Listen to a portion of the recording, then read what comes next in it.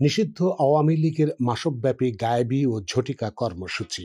আগস্টের ছাত্র গণ অভ্যুত্থানে পালিয়ে যাওয়া আওয়ামী লীগের সভাপতি শেখ হাসিনার সরাসরি পরিকল্পনায় দলটির নেতাকর্মীরা একের পর এক ঝটিকা মিছিল নিয়ে রাজধানী সহ সারা দেশে অস্থিতিশীল পরিস্থিতি তৈরি করার চেষ্টা করে আসছে।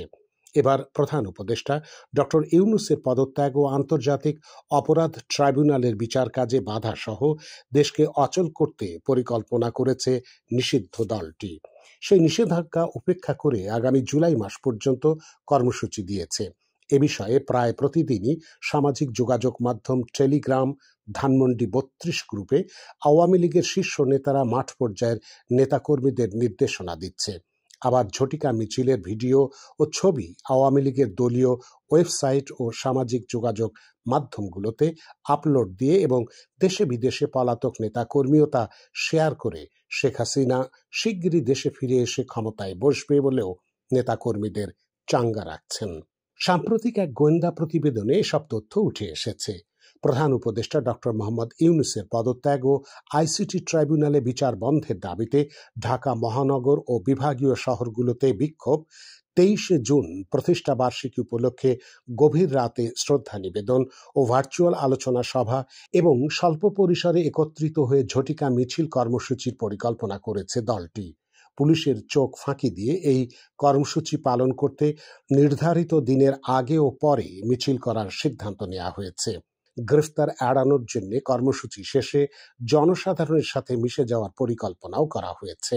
রাজধানীতে শেরেবাংলা নগর থানাধীন মেট্রো রেল স্টেশন, মানিক মিয়া অ্যাভিনিউ, খেজুর বাগান, সোহরাওয়ার্দী হাসপাতালের সামনে ও শুক্রাবাদ এলাকায় ঝটিকা মিছিলের পরিকল্পনা করছে।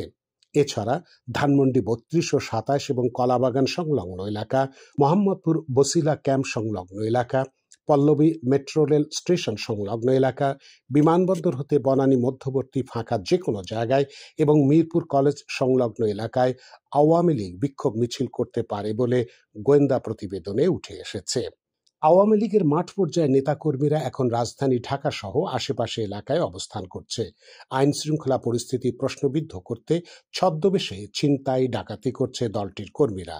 তারা দেশকে অস্থিতিশীল করতে প্রায়ই ছোট বড় ঘটনা তৈরি করে ওই স্থান ত্যাগ করে। এতে আইন শৃঙ্খলা বাহিনীকে প্রশ্নবিদ্ধ হতে হয়। পুলিশের মহাপরিদর্শক বাহারুল আলম এ বিষয়ে বলেন, আমরা গত ডিসেম্বর থেকে অনেক ধরনের হুঙ্কার শুনে আসছি। এমনও তথ্য এসেছে তারা সীমান্ত দিয়ে আগ্নেয়াস্ত্র এনে দেশের পরিস্থিতি ঘোলাটে করবে। আমরা এসব নিয়ে এখন আর উদ্বিগ্ন নই। কোনো নিষিদ্ধ দল পরিস্থিতি খারাপ করতে চাইলে পুলিশ সেই অনুযায়ী ব্যবস্থা নেবে। ঢাকা মহানগর পুলিশের মিডিয়া বিভাগের উপকমিশনার মোহাম্মদ তালিবুর রহমান বলেন, আওয়ামী লীগ সহ তার অঙ্গ সংগঠনের যে কোনো কর্মসূচি অবৈধ। ঝটিকা মিছিল বা যে কোনো কর্মসূচি করলে তাদের গ্রেফতার করা হবে। ইতোমধ্যে এ ধরনের কর্মসূচি কেন্দ্রিক গ্রেফতার অব্যাহত রয়েছে। র্যাবের আইন ও গণমাধ্যম শাখার পরিচালক wing commander AZM Intekhab Chowdhury বলেন, আওয়ামী লীগের সব ধরনের কর্মসূচিতে নিষেধাজ্ঞা রয়েছে। এ ধরনের কর্মসূচির ক্ষেত্রে র্যাব তৎপর রয়েছে।